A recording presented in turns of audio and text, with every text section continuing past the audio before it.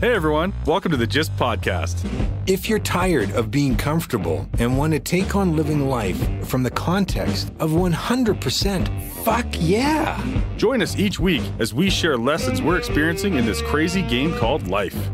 We invite you to play along and get your shit together. Take responsibility for how your life is currently going, and at the same time, take on new, fun, and sometimes crazy shit. We promise to challenge your thinking by being vulnerable, authentic, and straight up with what we're dealing with, what doesn't work, and what can.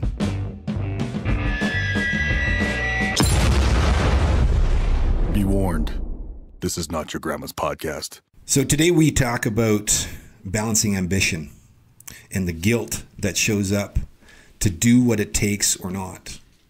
We talk about how you prioritize the people in your life. Can you be okay with not being a priority in someone else's life? It goes into being capable of saying no and being clear. We talk about selfishness, the act of being selfish and doing what's required for yourself first. You can't give if you don't give to yourself. We talk about not starting the fight, but to fight back, to do what it takes to be relentless in your pursuits, to be gritty. Because inside of the grit and the rubbing back and forth is really where the pearls and the gems come from. You decide at the end of the day what's going to happen, not anybody else. Enjoy the show. We're going to dig in. We're going to explore this. It's going to be really worth your time. All right. Well, welcome to episode 63 of the GYST Life podcast. We are joined by Ryan Gill. He's a fellow marketeer for over 2 decades and co-founder of 5 companies. What's up, everybody? He's a changer of destinies to some of the world's biggest brands to become cult brands by changing their dependence on the tired and overused marketing tactics that are pervasive everywhere. He's a catalyst for a new work model ecosystem of marketing professionals called Communo. He's founder of The Gathering, ranked #1 marketing conference to attend this year, a father of 2 daughters, and he eats status quo for breakfast. Ryan's been the type of person that, despite everything that he's got going on, has always been willing to make time, right, on the one-on-one. Right. And I totally get you got so much stuff going on, and it's hard. So I invited you to the podcast, not because of your marketing prowess and your skill set in business necessarily, and we will talk about that. And I mentioned this before, the GYST Life is about the gritty, real insights that are rarely talked about and are the driving force for what it is that has us where we're at. Yeah. And so we want to understand a little bit more about the man behind Ryan. Mm-hmm. And see if you're willing to dig a little deeper than maybe you've gone before. And if you're open to that, that's going to be the conversation we're going to have. Well, first of all, for those watching on my stream here and those listening, it is a true honor to be here. I know it's cliche to say, but I've been attracted to David, to you and what your energy is, and you've been a supporter of what I've done.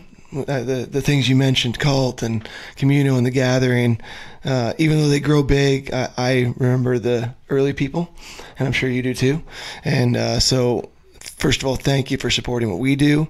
It's an honor to be here today. Those watching, we're going to sign off soon. They're probably like, shit, but I want them to listen to your the episode on your platform, not mine.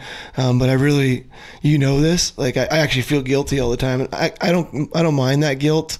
Because it means I still care, that I don't have more time for you, right, or more people.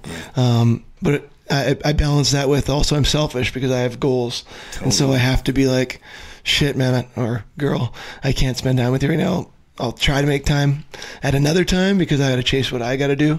So it's this constant balancing act between ambition and guilt. And how do you, how do you go through life with that? What's interesting about that is it takes 2. So you've got a lot of people pulling. Yeah. But I suspect that the pull is only goes so far, and then they, for whatever reason, stop, or they get preoccupied and it gets lost, and then you're busy, they're busy, and the well-meaning intention of trying to come together just doesn't happen. It actually takes two people to really make that work. How many times did we reschedule this podcast? Probably, I don't know. You probably know more than me. 7 times? I don't know. 2 times? I don't know. I can't remember. At least 4. Okay. And it's actually not about the fact that this got scheduled 4 times, because I get it. Yeah. But it took a conversation with you and I. It took a conversation with me and Heidi. Yeah. Ongoing, right? The constant touch point on either side. They're like, oh my God, we're going to do this. Things are coming up, and the commitment to have it happen. And I'm okay with it. And I don't know if you want to jump in on this, but I'm okay with it because I know I'm not disrespectful. Now, if I booked it today and didn't show up, that's not cool. But sometimes, and I've gotten okay with this goes back to feeling guilty and feeling I'm in my ambition and doing what I got to do, and self-love. You become okay with it. I don't need that for people waving the moral flag in my face of, and I think if it's supposed to happen, it's going to happen. There's a balance, of course, and maybe even some people listening some people don't like me because of that. Well, then I even say this to some of my customers, like, you're really low on my priority list, and it takes them aback. And I say, can I explain to that? Because I get mad. I can't be in LA today, or I can't be across town in Calgary, or I can't be at a place. And they're upset. And I appreciate that they're upset because it means they want to meet with me. But I say, you're low on my priority list. And I said, let me explain that. My kids and my wife are first. I have other businesses. I got to try to take care of myself. First would be first. And so you go down the list. My friends, like, I hardly see them. I put a post out the other day on social media. I was in New York, and I was just got off a FaceTime with my kids. And Dabs, who's my guy that follows me around everywhere, he could tell I was kind of emotional. It was weird. And he said, "What's up?" And he recorded it. And I said, "You don't think it wasn't even about my kids. It was the Flames were playing. It was in the playoffs." And I'm in New York. He said, "Do you know where I want to be right now? That was a cool dinner, but you don't think I want to be with my friends at the pub right now watching the Flames play? Or with my kids, just FaceTiming them? But you got to make sacrifices." And so as I make those sacrifices, and then people get pissed off at me, it's a long way back around to the 4th time we finally made it happen with you on this podcast, is you're not high on my priority list, Dave. Yeah. But you're close. I like you. And if you're cool with that, we're going to be cool. And then people rise up that, and everyone listening should have that. And again, don't be a dick. I have that rule. I'm not, I was ever, hopefully I wasn't, and my assistant wasn't. Well, you wouldn't be here if you were a dick. Yeah. Exactly. Yeah. But you got to be like, I'm getting comfortable with it now. And, I've been in business 21 years now. And I would say I just got comfortable with it 2 or 3 years ago. Right. So you raise a good point, man. I think the thing that people are missing a lot of the time is, like, it takes something to be straight with somebody and say, like, hey, just by the way, like, it actually doesn't mean anything about David or anything. It's more to do with you, that he's not on your high on your priority list, right? Yeah. And just to put that out there, that's totally authentic versus what most people often do is be like, oh yeah, we'll make that happen, or Fake. It's all bullshit, right?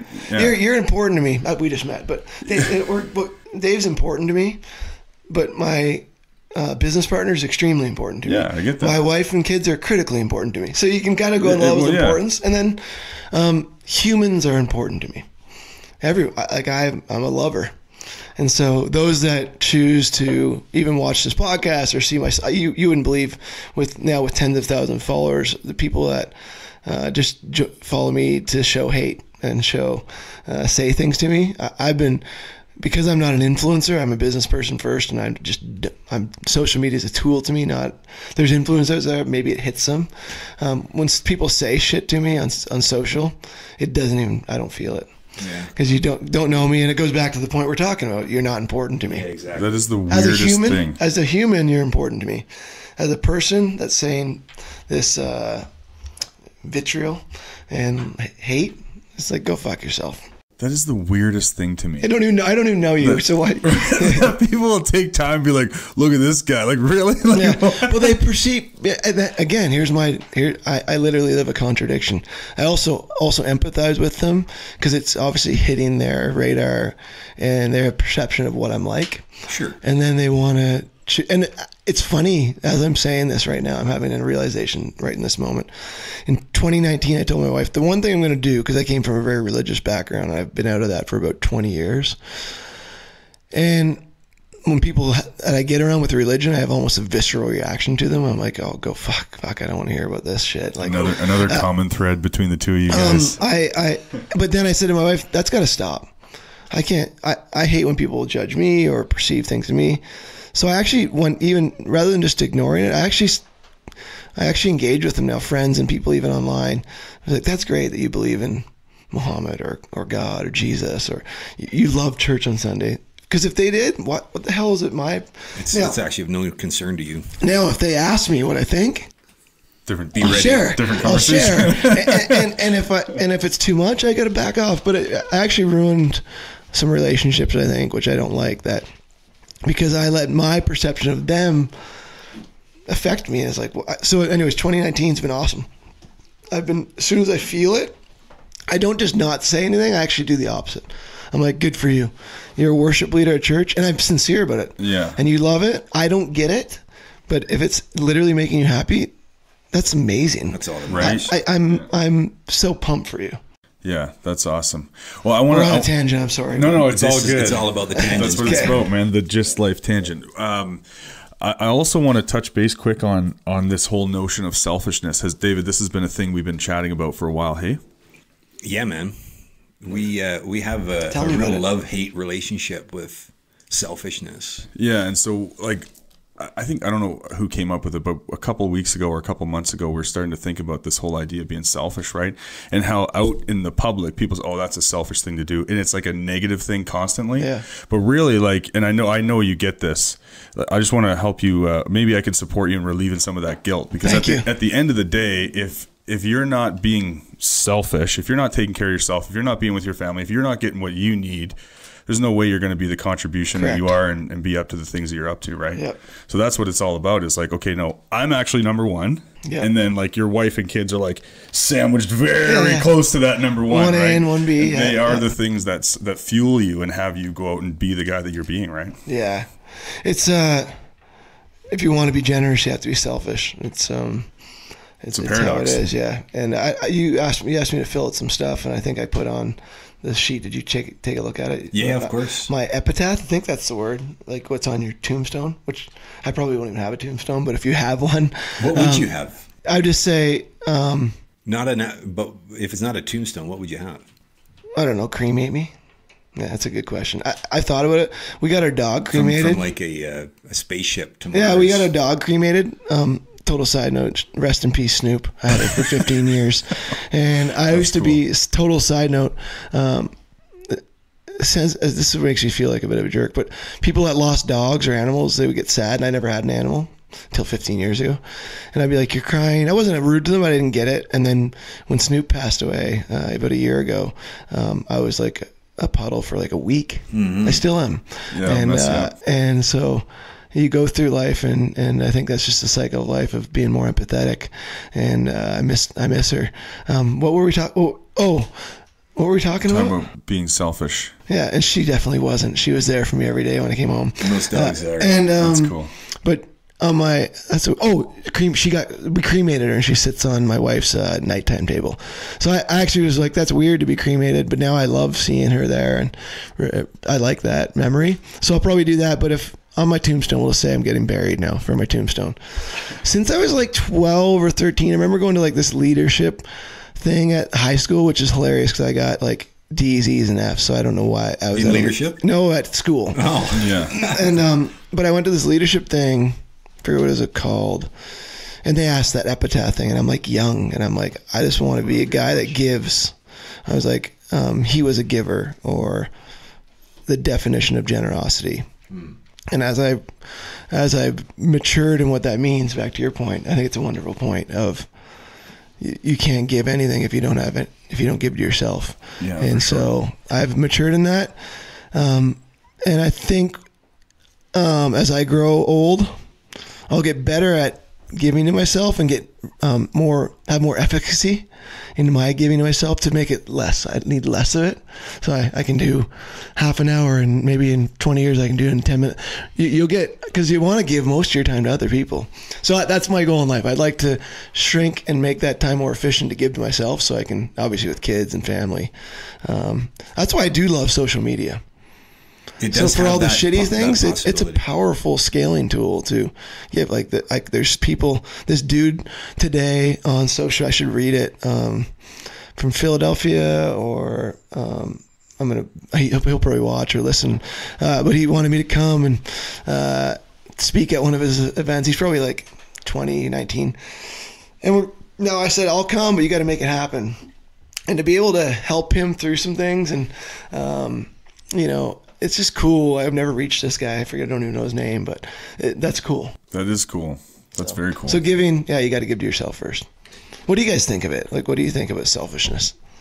Well, go for it. That's kind of, okay, so that's kind of where I'm at with it, right? Because I've always been the type of person that this is not like because I'm whatever. I just feel like, I don't matter. What matters is given to other people, right? And then the martyr complex, right? And then I realized, and then I'd be like, and I didn't even know where this was coming from. It was not present for me. But then I'd be like irritated and angry because I'm not getting what I want. Resentful. Yeah. Then I'm like always committed to all these other things, and I'm always doing things, and I'm thinking in my head, like, this is literally as I'm growing up and becoming a man, I'm thinking, why am I not happy? Why am I not fulfilled? I'm doing all these cool things for other people.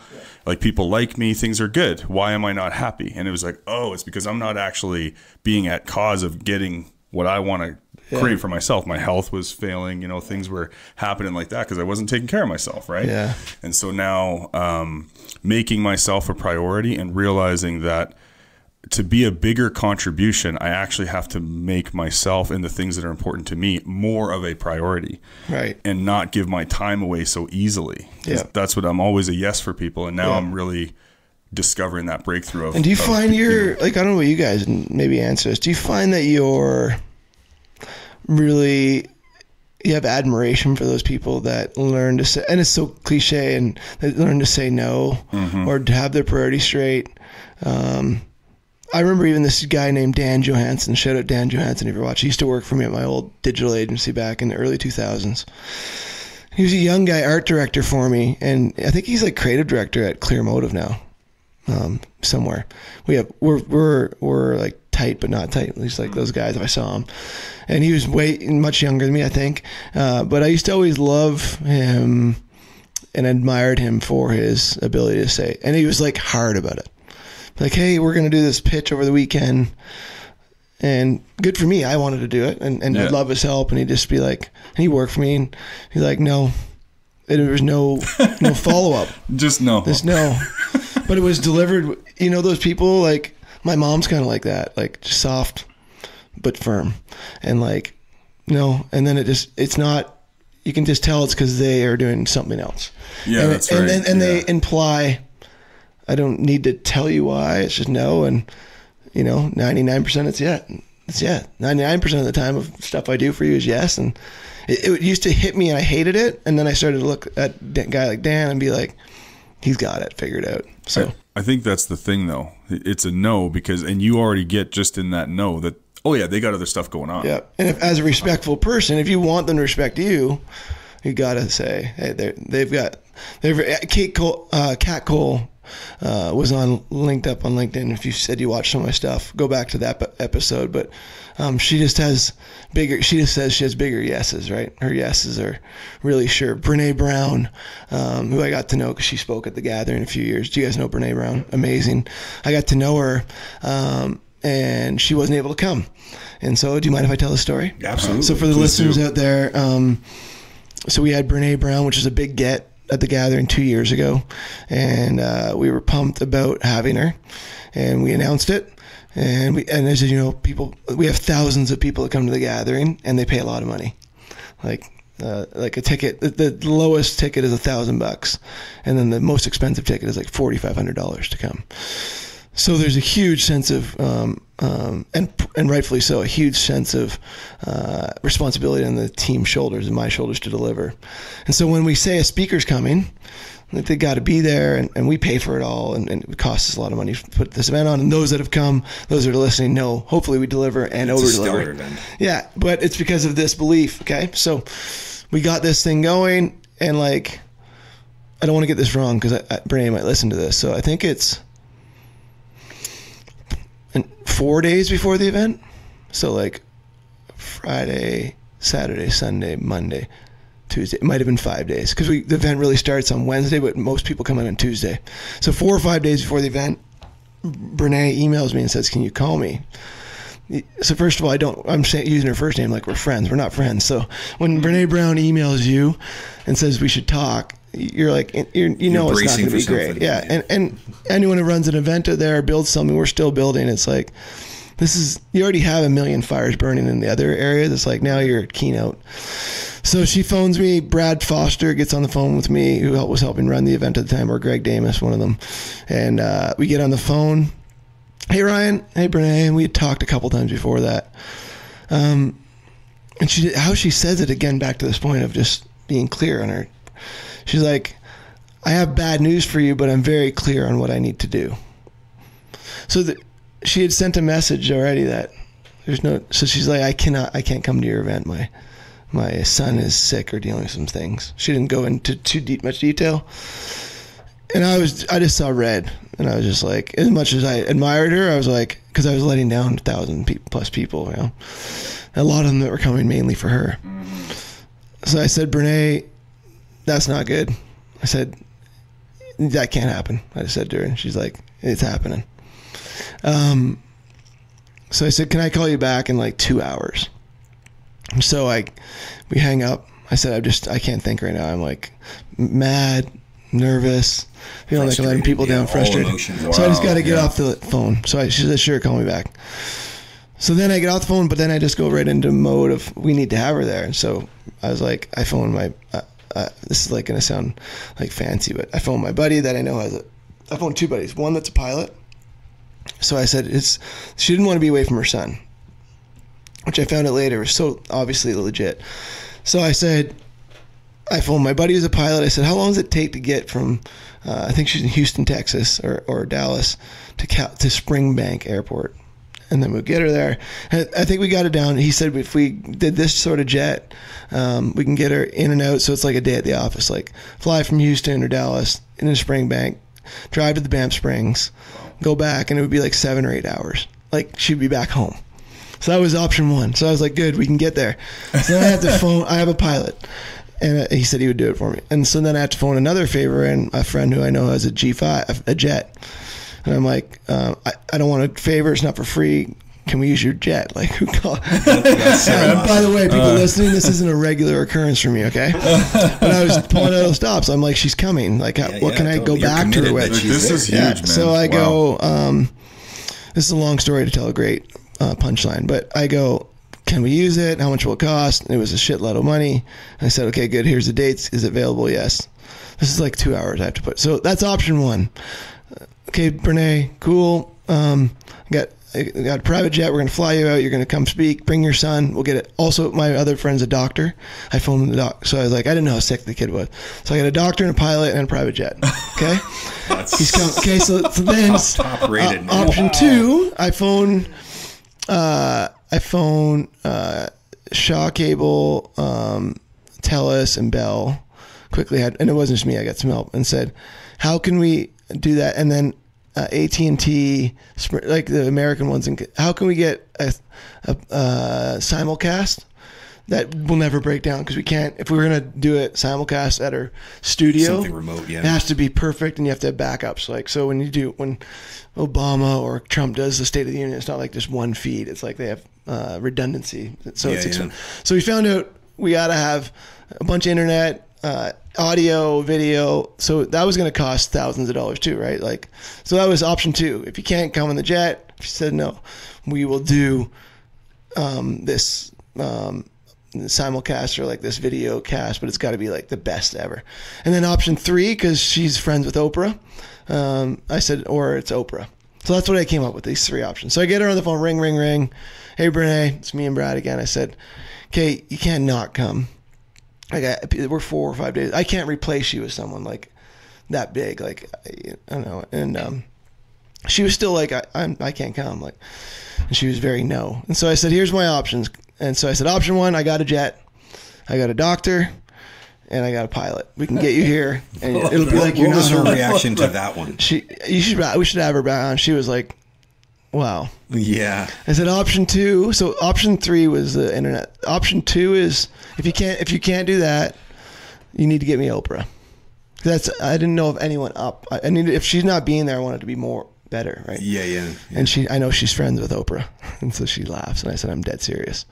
And then option 3, Brene, which I don't want, but is like we'll get your because she has a studio and stuff like that. We'll have a secure internet connection with redundancy and all that stuff at our end and at the Springs and at your end. And she said, that's great.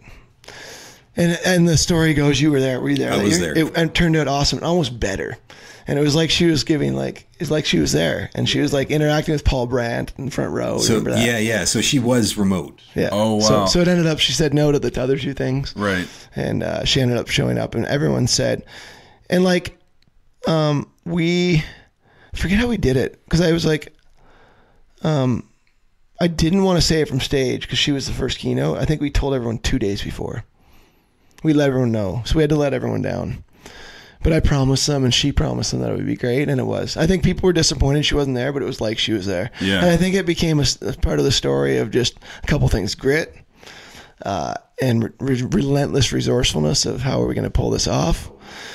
And then secondly, me understanding, I still use her to this day, and I use her wording when I have to let people down. I can't be like, it's the guilt thing of like, we're bringing this back around, people listening.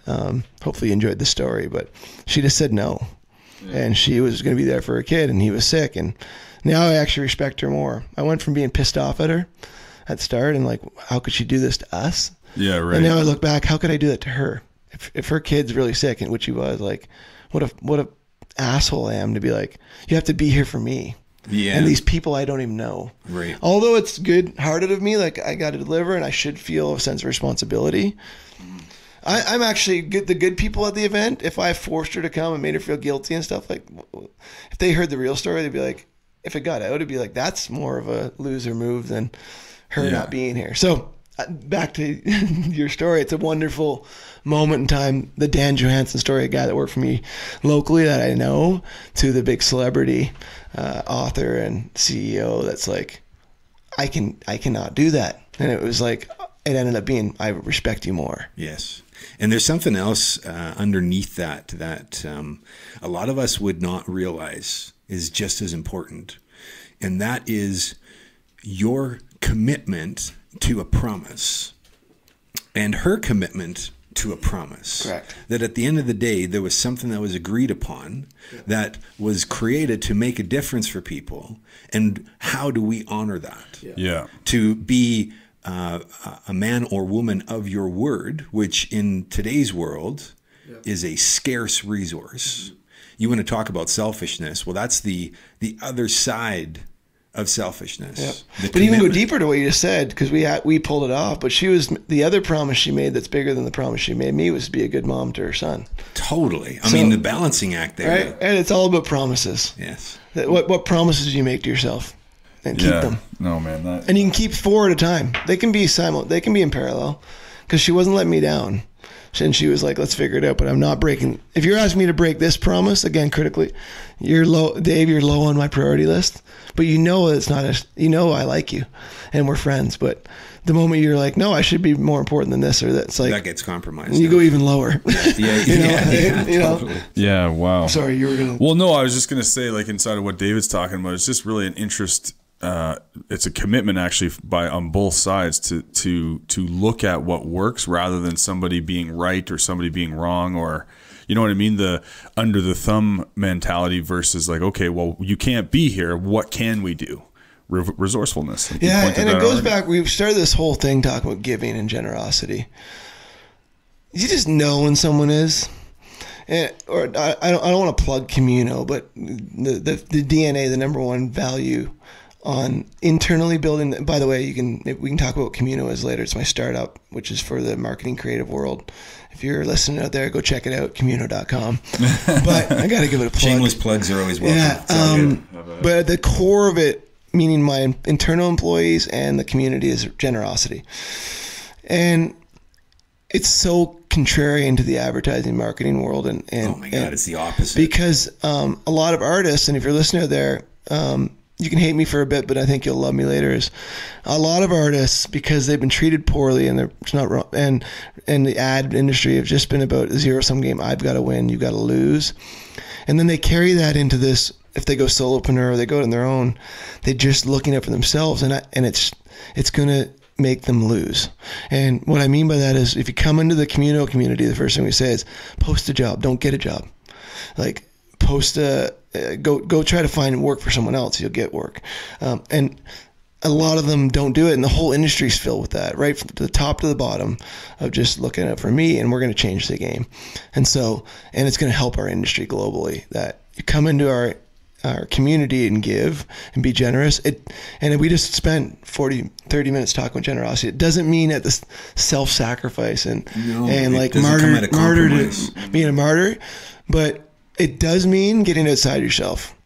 And it does mean thinking about if you can help yourself, if you can really try to be like 10% for yourself. When I say it, pump yourself up, take care of yourself, and then try to find 90% of ways to give to other people and help other people, you'll get that 90% more back. So I don't know how we came back to this, but just because of the space I'm in, it's crazy, because I know I got an uphill battle, and Communo's a year and a half old, or 2 years old, and we got it's like, you don't change the industry's MO in like 2 years. So no, when I look at the mountain we're climbing, I tell my team, keep doing it. Generosity wins. Wow. But it's going to take a fucking long time. Well, you got to be willing. So in my experience inside of Communo as a network, now, Vern and I, we have a very different context for selfishness and being of service, and challenging the programming that got created in our past that is not of service to us, is always keeping us in a scarcity protection mindset. Yeah. It's instinctual in a lot of ways. Yeah. Most of us do not realize that that's what's running the show. And that's what's running the show. Yeah. To your point, what's in it for me? Well, how do I get what's mine? And unfortunately, the vast majority of people do not understand how to change that narrative. Yeah. So it's really hard when you say, be out for other people, when they don't actually know what that looks like. Let me help them for a minute, okay? And literally, people are not going to like me for this, but I'm going to help them. So listen to me if you're listening right now, and let's maybe talk specifically to art directors. I'm just picking them out there. You're not the problem, but say art directors out there, junior designers. Right, I could literally say copywriters or web devs, but I'm going to use them because I want to talk to one person listening right now. Let me help you. What Dave just said and Vern's talking about, I'm going to help you. Get ready. When's the last time you walked in with coffee? Now, listen, 90% of you out there are going to be like, I did it. But the 10% of the one person listening right now, you're going to be like, fuck, I haven't done that for 20 years, 15. When's the last time you picked up dinner? There's that guy or girl listening right now and your friends love you, by the way. It doesn't mean you're a bad person just because you're not generous, but I want to help you have abundance, okay?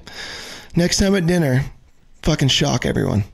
$1,000 dinner, $500 dinner. You don't have it in the bank. Go into debt.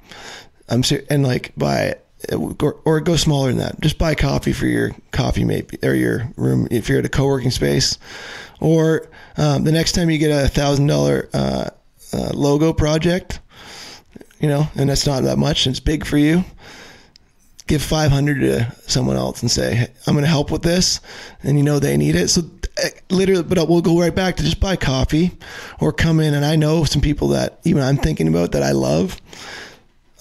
I've known them 15, 20 years, never given me one thing. I don't care because I'm going to give to them. It's not about that. But they're robbing themselves. Yeah, right. And I don't even think they know it. So I love that someone's listening. The 10 people listening, the 9 that hate me, the one person that's listening that's like, he's right. Like or she, I haven't been that person that's, I'm starving right now for work, or I'm feeling lonely, or I'm feeling, it's like, I know the answer. Generosity and encouragement. Maybe if you can't even, actually, here's another thing. Maybe you can't buy coffee. Text that friend that helped you out. Text that boss that helped you. Just those things, man. I like want to yell in the mic with this because and I would actually, powerful. I would say avoid the text message and pick up the fucking phone and give them a call. Yeah, that's a big one. Because just we are so sheltered, and this is a byproduct of our lack of connection and willingness to now do something for another human being, to pick up the phone. Yeah. So we had a friend who held an event last week. Powerful life and relationship coach. Actually, the perfect person to talk to when it comes to understanding these types of things. Yeah. And she held an event. First time she's done that. And she had, maybe 10 people there out of the just because of who she is for us. We said, we want to help you. We want to help you get bums in seats. We want to help you take care of all the things that need to be taken care of so you can be with people. Yeah. And she had about 30 people that were there. Yeah. It wasn't the 200 that she was. I think it was 50, actually. Yeah. Okay, fair enough. That's awesome. Yeah, I'm a huge success. But I totally lost my train of thought. Go ahead. Well, I actually don't know what your train of thought was. No, she was helping. You were saying you helped her, and that she went out of her way to do something. Oh, you know what it was? It was the phone calls. Thank you. Yeah. So Vern and I, and potentially some others, we got on the phone and we had calls on our weekend to talk to people about this event and to invite them to the event. And support her. It could have gone in a way of a social share over Facebook. And what did you get out of it, helping her? What did I get out of it? Probably nothing. I didn't get anything. No, but actually I got everything. Exactly. Because I got to be connected to people and get into people's world. And by simply saying, you know what, if the only thing that comes out of this call, and this was usually on a voicemail because people don't pick up their fucking phones anymore. Yeah. And I get it. I'm one of those people, by the way. Yeah, totally. I get it. My voicemail says, you can leave a message. I check them every 3 months. So don't leave them every 3 months. But this is what happened. And this was interesting. So those that did, and everybody did respond at some point. That's awesome. They actually called. There was a few that called back and said, hey, I just wanted to call and say, hey, because I heard what you said in your message, that we don't do this enough and that it's a dying, it's something that's being missed. And I wanted to say, I hope you have a good Saturday. And I wanted to do it on the phone. It's amazing. Yeah. Yeah, it's cool. So David and I were having a chat and we're like, this has been such a great conversation. It's been inspiring. I'm really inspired by the grit. All the stuff that you're up to, man, is like blows me away. But what I'm curious about is how did you actually get to where you're at? So what does it look like? The 15, 25 year down there, what was that like for you? What mistakes did you make along the way? How did you get to selfishness and generosity? Yeah, I've been thinking about that lately because you kind of have imposter syndrome on the way up, right? And then you also have to be like, it's funny when I'm about to say this because I literally think I'm going to go broke every day. I still feel that. Well, that makes me feel better. Meanwhile, and it's literally, I think it's an entrepreneur. It's like, and I tell, I know what my net worth is and it's big, but I still have this feeling like I was out for dinner in New York with some amazing people 2 weeks ago, and I picked up dinner. And I'm getting around to your grit question. Yeah. And I feel like I still have PTSD from my days of Suitcase. I ran this digital agency for years that did really well. Agency of the Year, won lots of awards, had lots of people that work for us, greatest companies in the world, but we were losing money. And like by the time I sold it, and I'm using air quotes if you're listening, sold it, but really sold it for the debt. Through those years of our rise, I was just, that's why I created Community too. We had too many people, we had too much space, so it looked good on the outside, but we were losing money. Doesn't mean we were a bad company, it's just didn't know how to operate. But I would go for dinners and literally my credit card would bounce, like it would decline, and then my personal would decline, and like I literally 2 or 3 times I'd be like, and then the client would have to pay. Like that's embarrassing, right? Back to grit, right? But, yeah. And I still go out for dinner now, and I easily can pay. But I literally had to panic. You get a little bit nervous because I don't want, and it's not that I want to impress them or anything, but it's like that's not. No one wants to be embarrassed, and like especially now where I am at. Like I thought this guy was. Yeah, huge. Can you imagine? Right? Could you pick this one up? Yeah, but I tell that story because it's still real to me. Yeah, and I'll never forget. I came from lower class. I grew up in the ghetto kind of thing, and in this small town in Brockville, and low income housing kind of thing. And so I never forget where I came from. So I probably had grit growing up, but back to imposter syndrome, you kind of grow up and then you're in business and then you kind of made it and you own buildings and you have companies, you have hundreds of employees in different companies, and you start to say, okay, you got to start to be like, you can't be like feeling like you aren't something. So you got to start to say, I am the real deal. You got to have self-belief and but I still carry those things. And so I don't want to let go of those feelings and those memories of those days where my credit card bounced and, I was borrowing money from it was my girlfriend at the time, but now wife, to make payroll. That's cool. Those my wife types used of to things. pay my rent. Yeah. And shout out Amy, my wife's name. What's your wife's name? Crystal. Shout out Crystal and Amy for paying our payroll and rent. Now we got to pay you back. Yeah. But they're good women if we make it now and you remember those days. But where was I going? Oh yeah. So grit. I've had it because of what I grew up with and then what I've done, and I keep putting myself out there. Like I could have easily sit back with Cult and The Gathering and my real estate holdings and my investments and been a fat cat and been like, I'm good. And I still would have to work a little bit, but they're all rolling and they're big. And I have people running them that I don't really need to do the work. But I put myself into the things like Communo, which is trying to be a global movement, because I know it's beyond me. And so and I have to be gritty to get there. And so the number one grit quote I love is no grit, no pearl, right? And so everyone knows where pearls come from. And so there's that grit in there, and over 100 years or whatever, it's the grit that makes the pearl, not is it clam or oyster? Yeah, oyster. One of those ones. One of the, whatever, some shelly thing. Yeah, no doubt. So grit, it's in me, and this is where I do get frustrated with people that work for me and people that are in my life that don't have it. I wish they had more grit, because when things come up, they wring their hands. People that are gritty are like, okay, this is hard, like the Brene Brown thing. Yeah. It's like, all right, now I get to figure this out. Right. People with no grit or backbone.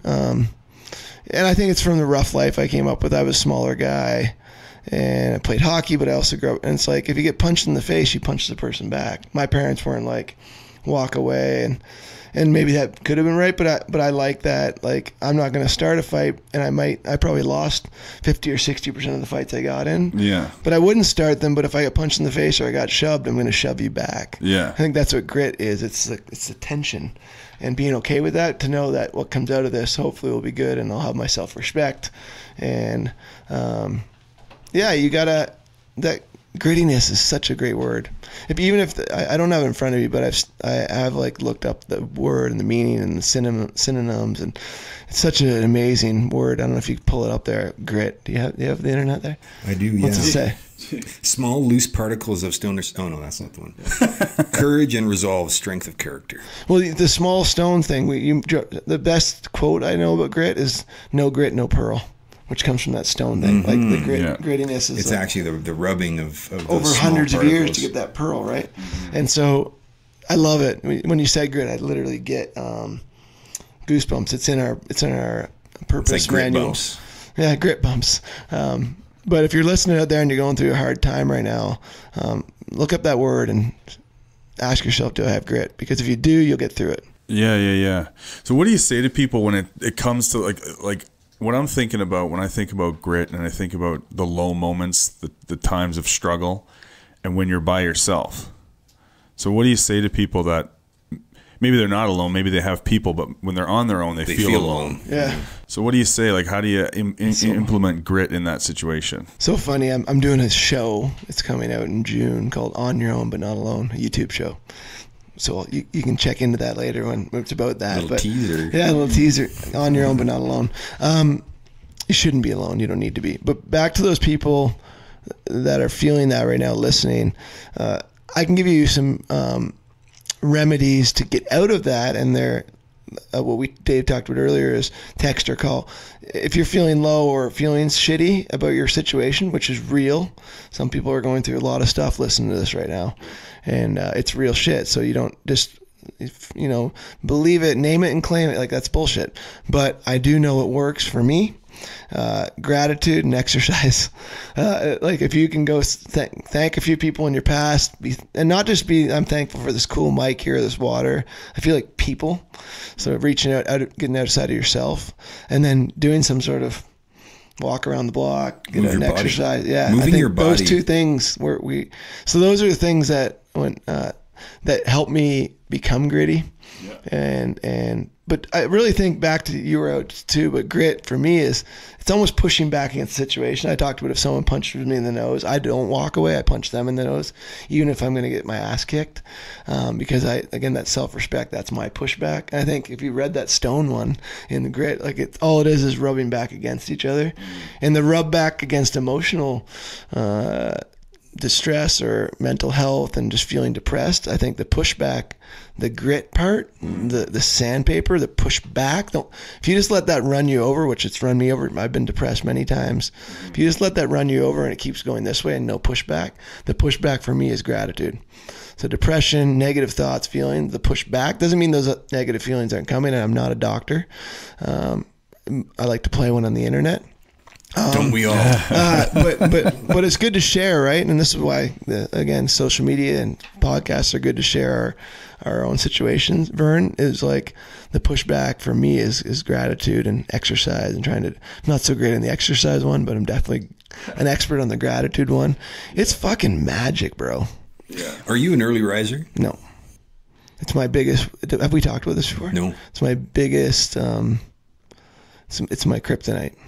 Early mornings are your kryptonite? Yeah, early mornings are my kryptonite, and it's actually, I went counseling for it, went to doctors for it. I've been working at it for years. And here's the thing: I finally got through a psychologist. Got to a point where the shame went away because I was successful anyway. And actually, if I didn't have a wife and kids, I would come in at 11 or 12, and I'd work till 9. So I finally, after years of finally getting to the point where shit, I'm still hitting my numbers. I'm a great partner.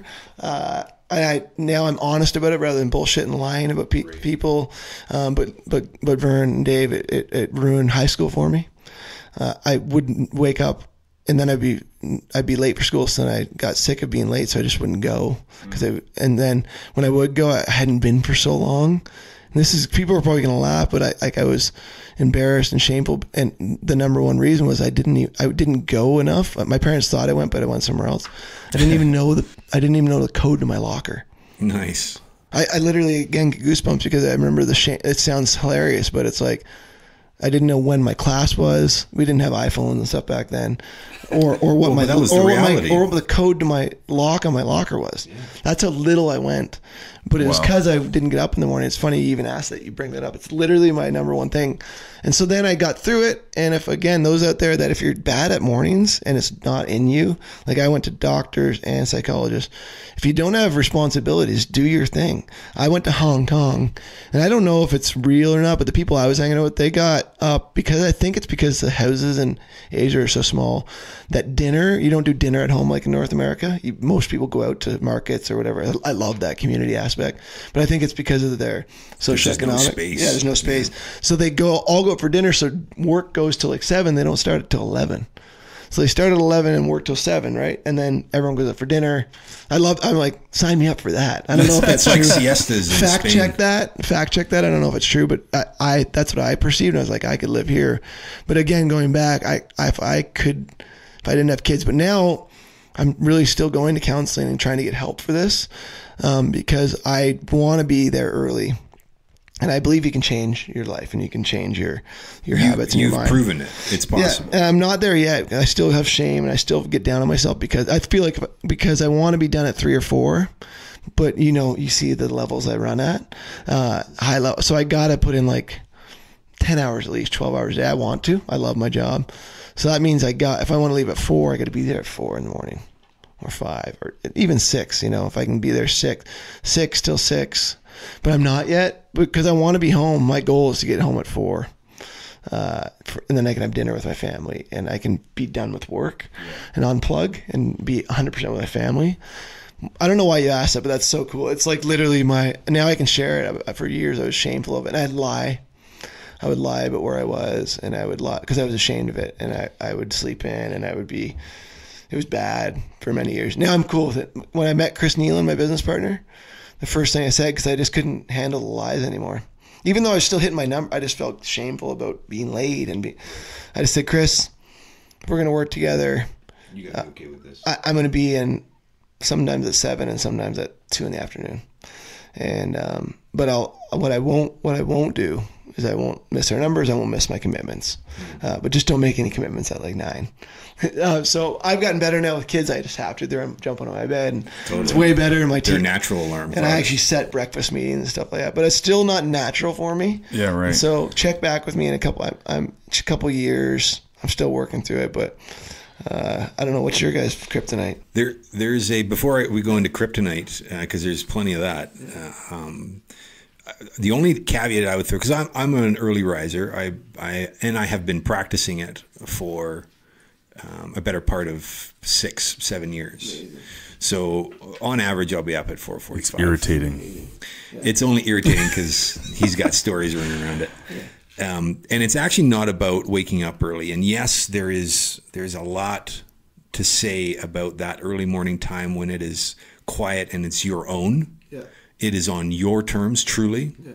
There's magic there. And that at any given time of the day, maybe later on in the evening, there's a similar version of that. Yeah. But by that point, you're pretty tapped out. Yeah. So you really don't get to leverage it as effectively as you could in the mornings. That said, the only reason I bring that up is what I see is people are up and out, and they are in the race of whatever it is that they need to be doing and dealing with, and they haven't given the space, and it can be an hour, the space to set up the day, right? To get grounded. To really touch in and connect to what you're grateful for and set up now intentionality for the rest of your day versus reacting and now you're out the door, 6 to 6. Fuck, man. When you said that, I'm like, nope, there's no way. I get your tenacity and your commitment. And I would say that you'd be even more effective. Yeah, I probably can get out at 2 or 3, right? You totally could. Because I think I need 12 hours because I'm revving at no thought of what I'm doing. It's just I get up and then I'm late for the first thing, right? Yeah, man. And people that know me are going to be like, at least he's telling the truth, right? They know that's me. But it causes me to have to probably work 12 or 15 hours because there's no thoughtfulness in it. Right. Yeah. And that's the thing that you get to bring back in is the thoughtfulness, the mindfulness of what is it that I'm doing right now? And is it actually effective or do I need to call it? Well, I literally think for me, and I'm not different than other, for me, it's when I get people to help me right now, I'm working. It's like, I've never been an alcoholic or addicted to stuff, but I can empathize. I feel like my addiction is sleeping in. And literally if the person that's going to help me in the next little while, I'm like, you're going to come to my house at 6 a.m. at my door. I'm paying this person to help me work out but like, I'm going to lie to you 100%. I'm going to say I'm not there. I'm going to be like, oh, my kid's sick. Send a message to David Goggins. Yeah. I heard that is he a big morning guy? Do you know who David Goggins is? I've heard. I think he was on Joe Rogan, and there's another guy named Robert, not Robert, Sharma. Something. He wrote Robin Sharma. 5 a.m. Club. Brilliant book. I'm reading it right now. Actually, is it good? Yeah. So I'm in the zone, so I know I'm going to come through it. But right now But I love being self-aware to be whoever's going to help because I need help. So back to, I think it's a disease. Addiction can be to anything, right? Sure, yeah. And so I think I'm addicted, but it all came from shame because I started doing bad. And so I think as I can go back, it was physiological and emotional. And I started doing bad in school, and I lived in the basement of my parents. We lived in this tiny house and no sunlight. Great. So I wouldn't know what it was. It sounds. I went to psychologists, and it's a real thing. No, it's a real my thing, circadian rhythm mixed with shame of not doing good at school. And then I started sleeping in. And then it wasn't night and day. I didn't know when, and it's just fucked me up.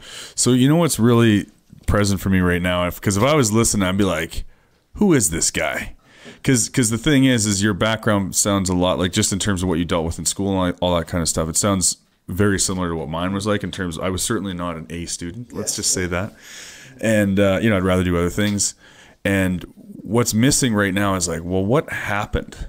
How did you really get a hold of? Yeah, I think that's what you asked. Getting into action and like creating this amazing life for yourself. Like, yeah, so let's go back to that. Was there like a mentor? Or was there like a? No, a girl broke my heart. I think that's when I think my turning point. A girl that I loved broke my heart, and so not to be a hippy dippy song. No shit. But what happened through that was we probably would have broke up. But back to the church stuff, other people were involved in it.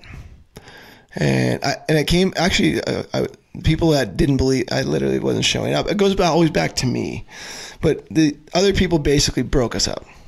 Okay, so I don't want to get into all this spiritual stuff, but there's like prophets and pastor, all these people that had this reason why we should of who should be with this girl and who should be, and she's a great girl and she's moved on. We both moved on, but if you ask, my moment was in my early 20s. Was they broke us up, and that moment I was so crushed and broken, and then I came out of it somehow. It took me a couple of years, but I went through heartbreak. But basically, it was like, how did I not punch those people in the face like I was taught to? Right, like if they punched me, and I was just like, I'm going to stand up for myself. I think that was the moment in my life. Again, not just believing what was preached from the pulpit, and it's again nothing against church, but for me, I was just going with the flow and acting, trying to be something in this environment. And so I think my breakthrough moment was confidence of like, what happened to me wasn't their fault or this girl's fault. It was my fault. I should have stood up in that moment, and we wouldn't have been together probably anyway. But I should have said, I'll deal with this. I'm going to teach my girls. And if I had a boy, I'd be like, if you like this girl, and don't be crazy about it, but like, you decide what's going to happen. Don't let other people, even your dad, right? It's like, you gotta, and so that was my turning point. And now it's really played well in life, and it's became, your weakness is your strength. I'm a bit hard to convince about stuff. I think it's my super power, but it's like, I'm going to think for myself. I'm going to think for what I want to do and what I feels right, whether the book tells me to do this or the podcast tells me to do this or this person or even my business partner, while being self-aware of I'm probably wrong in many ways, but at least I'm going to start with I'm right. So I think that moment, and then that translated to business, and I was just okay with myself. Of course, I dealt with shame and depression, but again, it was like that moment of like the worst thing that could have ever happened to me. Looking back in my life, which is people were always like, good life. I've had people pass away and stuff. So, but for me personally, it was my deepest valley. That the one time I thought about ending it, like killing myself.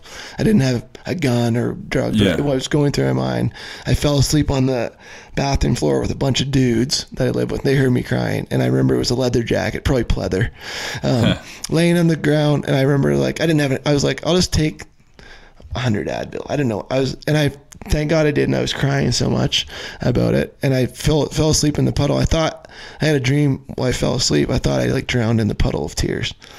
It sounds crazy, and I came out of it, and I didn't get over it right away. But I was like, no, I think it was me that let that happen. And then I went through years of, because it was bad. I went through years of psychology, but I got right up and I started my business. I was right in the early days of Suitcase. And so that's my story. And if someone was asking me, I think that was my moment. It was the worst moment. And now when I have buddies that have went through really hard times that run big businesses or things, I'm like, you're going to look back on this, and you don't say that to someone in the middle of their valley, but in my mind, as they come out of it, I'm like, man, you're going to be like, this was the best. Like one of my buddies got like smeared in the New York Times, and I won't say his name, but a lot of people know him. Ran a big company, and it ended up not being true what happened, but you can't ever get that back, right? Yeah, no doubt. They say in PR, like the bell can't be rang twice. Like if someone says you killed someone, Dave, and proves you didn't, no, everyone thinks you killed someone. Like PR press is bad. That's why everyone hates Trump, but it's true. Fake news is out there, or it's not the full truth. And it's like when it's not true, there's no story about it's not true, like front page. Right. So my friend went through this thing, and it was horrible, ruined his life, and now he's came through it, and he's kind of coming out. And I said to him that day, I'm like, man, you're gonna look back, and that was like the best. But it's like years. So for me, it was that moment. I think that's when I really started to become gritty and be like, I'm in control of my life. Yeah. Life is shitty. People out there, life is mostly shitty. Yeah, you're already eating a shit sandwich. Life so is mostly shitty, but it. it can be awesome as you make. Yeah. That's a great question. Yeah. Hopefully I didn't ramble too long. Dude, have at her. So there's a couple things I'm curious about, but I'm also in my head I have time. Yeah, we're up at an hour, so we'll probably want to wrap it up. Done in for sure. A couple minutes here. Maybe we'll have to reschedule 7 more times and try to get 2.0. I would be honored. If I could make time, I would totally do it. Okay, cool. I listen to your podcast, by the way, when I can. It's just real and raw. I want you guys to continue to do it, because whether you have your viral moment or not, if it can affect 1 or 2 people, it's a powerful thing, right? And so I've listened to a few of yours, and it's been fun. And I encourage you when I see you. I'm like, keep doing it. And it's good to hear you guys. I can see the conviction in your eyes of like, we're doing it. Yeah, I appreciate it, man. Who cares who listens? Well, that is why we started it, right? We kind of started it for a selfish reason, and then the covert reason was to impact, maybe it's one person. That was the idea. Yeah. So this is fun, guys. Thanks for making the time.